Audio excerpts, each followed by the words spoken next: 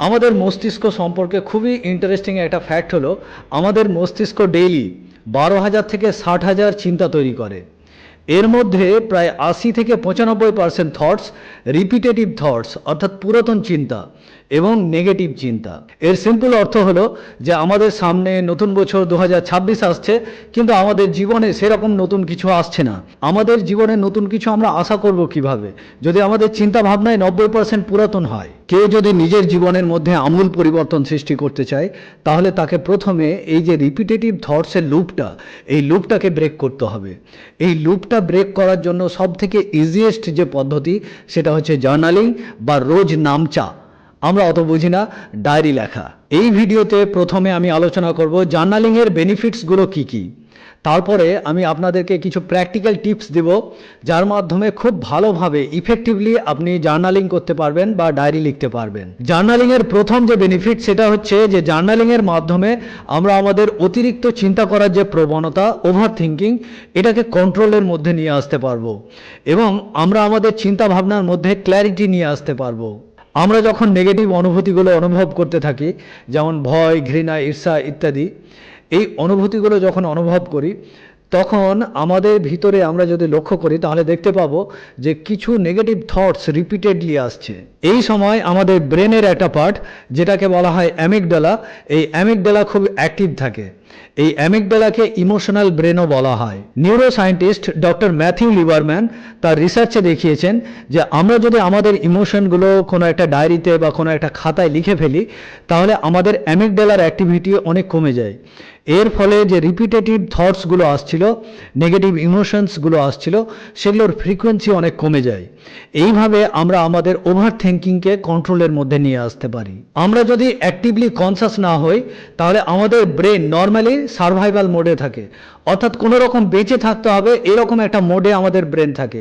এই সময় ফাইট বা ফ্লাইট মোড অন থাকে, অর্থাৎ ছোটোখাটো যে কোনো কিউজ, যে কোনো কমেন্টস আমাদের ব্রেন এমনভাবে গ্রহণ করে নিতে পারে যে এটা বিশাল বড় কোনো একটা সার্ভাইভালের থ্রেট। জার্নালিংয়ের 2 নম্বর যে বেনিফিট সেটা হচ্ছে আমরা আমাদের চিন্তা ভাবনাকে আরও বেশি লজিক্যাল, আরও বেশি ফোকাসড, আরও বেশি ইফেক্টিভ করে গড়ে তুলতে পারি। আমরা যখন ডায়েরি লিখতে শুরু করি তখন আমাদের ব্রেনের যে অ্যামিগডালা, যেটাকে আমরা বলছি ইমোশনাল ব্রেন, সেই ব্রেনটার অ্যাক্টিভিটি অনেক কমে যায় এবং আমাদের প্রিফ্রন্টাল কর্টেক্সের অ্যাক্টিভিটি বেড়ে যায়। প্রিফ্রন্টাল কর্টেক্স হচ্ছে আমাদের লজিক্যাল ব্রেন। এই ব্রেনটার অ্যাক্টিভিটি বাড়ার ফলে আমরা লজিক্যালি চিন্তা করতে পারি। প্রিফ্রন্টাল কর্টেক্সের অ্যাক্টিভিটি বাড়লে আমাদের ফোকাস বেড়ে যায়, আমাদের ক্রিয়েটিভ চিন্তা করার ক্ষমতা বেড়ে যায়, আমরা লং টার্ম গোলকে সামনে রেখে চিন্তা ভাবনা করতে পারি। এইভাবে জার্নালিংয়ের মাধ্যমে আমরা যদি আমাদের অ্যামিগডালার অ্যাক্টিভিটি কমিয়ে দিই এবং প্রিফ্রন্টাল কর্টেক্সের অ্যাক্টিভিটি বাড়িয়ে দিই তাহলে আমাদের ব্রেনে নতুন নিউরাল পাথওয়েজ তৈরি হবে। ইউনিভার্সিটি অফ টেক্সাসের ডক্টর জেমস পেনেবেকার তার গবেষণায় দেখিয়েছেন যে এইভাবে যদি আমাদের মস্তিষ্কের ভিতরে নতুন নতুন নিউরাল পাথওয়েজ তৈরি হয় তাহলে আমাদের চিন্তা ভাবনায় ক্ল্যারিটি আসবে, আমাদের ডিসিশন মেকিং অনেক ইমপ্রুভড হয়ে যাবে। শুধু তাই নয়, আমাদের ইমিউন সিস্টেম অর্থাৎ রোগ প্রতিরোধ ক্ষমতাও কিন্তু বেড়ে যাবে। আমরা বুঝলাম যে জার্নালিংটা খুবই ইম্পর্ট্যান্ট এবং ফলপ্রসূ, কিন্তু আমরা অ্যাকচুয়ালি লিখব কিভাবে?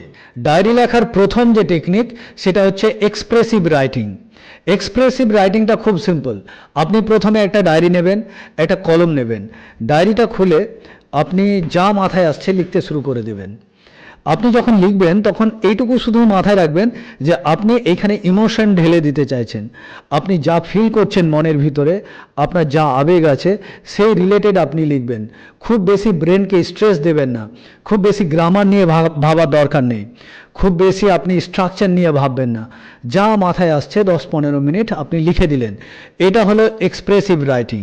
জেমস পেনেবেকার দেখিয়েছেন এক্সপ্রেসিভ রাইটিং করলে আমাদের অ্যামিগডালার অ্যাক্টিভিটি কমে যায়, প্রিফ্রন্টাল কর্টেক্স অ্যাক্টিভেটেড হয়ে যায় এবং আমাদের স্ট্রেস হরমোন কর্টিসল এর ক্ষরণ কমে যায়, আমাদের চিন্তা ভাবনায় ক্ল্যারিটি আসে এবং ইমোশনাল কন্ট্রোল তৈরি হয়। 2 নম্বর টাইপের যে জার্নালিং সেটা হচ্ছে যে সারাদিন কাটানোর পর আপনি ডায়েরিটা বের করলেন, ডায়েরি বের করে আজ সারাদিন কি করলেন, কি অনুভব করলেন, কি শিখলেন ইত্যাদি একটু সামারি করে লিখে নিলেন।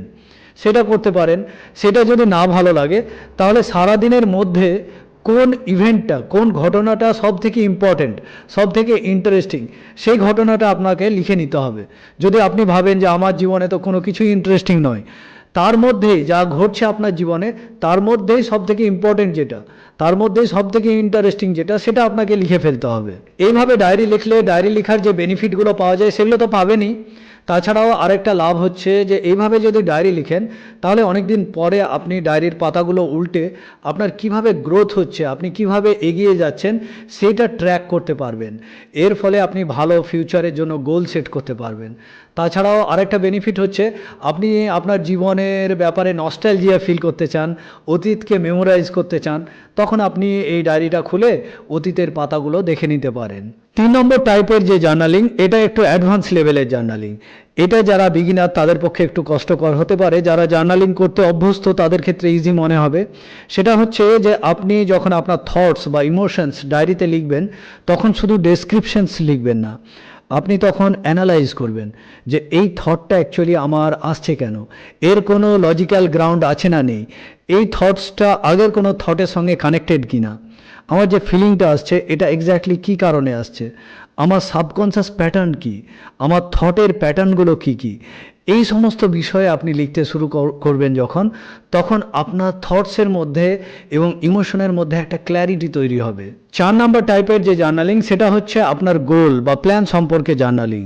আপনি যদি আপনার ফিউচার গোল সম্পর্কে লিখতে চান তাহলে আপনার যে মূল্যবোধের ফ্রেমওয়ার্ক বা কাঠামো, সেই ব্যাপারে আপনাকে সচেতন হতে হবে এবং আপনাকে লিখতে হবে।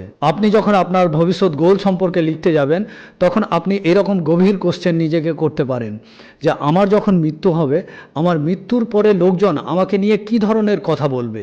কিংবা আপনি এরকম ভাবতে পারেন যে আমি যখন আমার এন্ড গোলটা অ্যাচিভ করে নেব তখন আমার লাইফস্টাইল কেমন হবে, আমার ডে টু ডে লাইফ কেমন হবে, আমার ফ্যামিলি কেমন হবে, আমি লোকজনদের জন্য কি কাজ করব।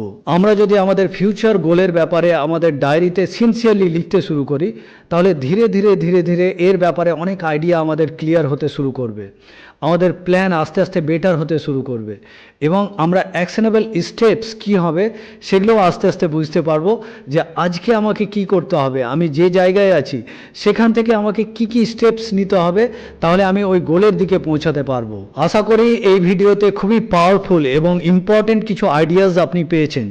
কিন্তু বিষয় হচ্ছে জীবন তো আইডিয়ার উপর চলে না, আইডিয়া ইম্পর্টেন্ট কিন্তু বেশি ইম্পর্টেন্ট হচ্ছে অ্যাকশনস। অ্যাকশনসই রেজাল্ট তৈরি করে। যত তাড়াতাড়ি সম্ভব আপনি যদি একটা ডায়েরি কিনে লিখতে শুরু করেন তাহলে এই সমস্ত আইডিয়ার কোনো ভ্যালু থাকবে। আদারওয়াইজ এই ভিডিওটা ভালো লেগে থাকলে আমার ছোট্ট কিউট গ্রোয়িং চ্যানেলটিকে সাবস্ক্রাইব করুন, লাইক কমেন্ট শেয়ার করুন। আবার দেখা হবে পরবর্তী ভিডিওতে।